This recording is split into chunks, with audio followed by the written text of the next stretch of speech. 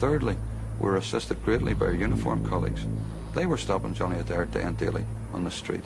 They knew exactly who he was and exactly what he was doing. He made comments to them, he posted to them. They wrote down what he said, and they sent us what he had said.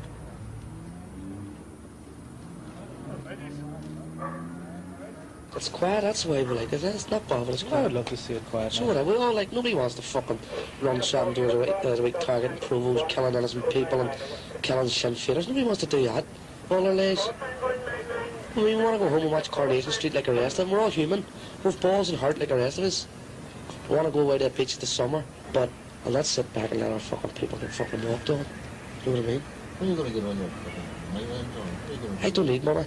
I can eat £80 a fortnight in the brew. I got a few quid day to day. As long as I have petrol in the car, food in the cupboard, I don't give 2 fucks. Certainly, you got a few quid if I do the odd robbery, but do the odd robbery. It's a bonus, isn't it?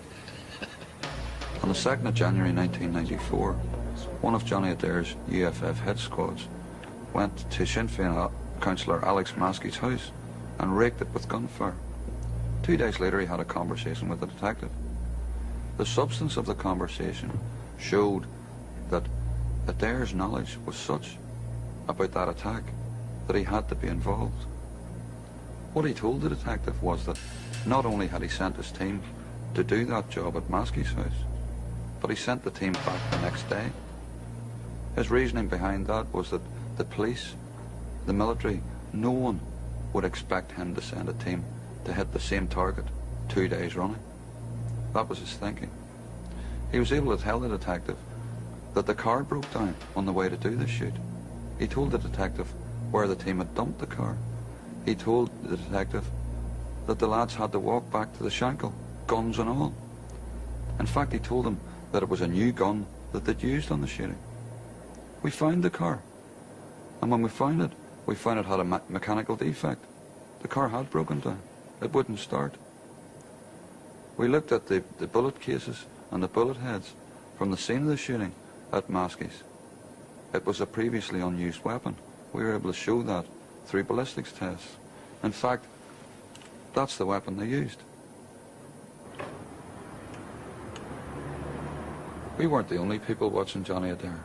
The IRA and the INLA also had a big interest in him. We wanted to put him before the courts. They wanted to kill him. In 1993, they made 4 attempts on his life.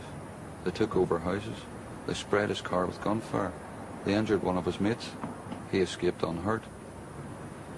Only police intervention by catching a gun team en route to shoot him saved him on another occasion. From his own mouth, the Shankill bomb was a further attempt on his life.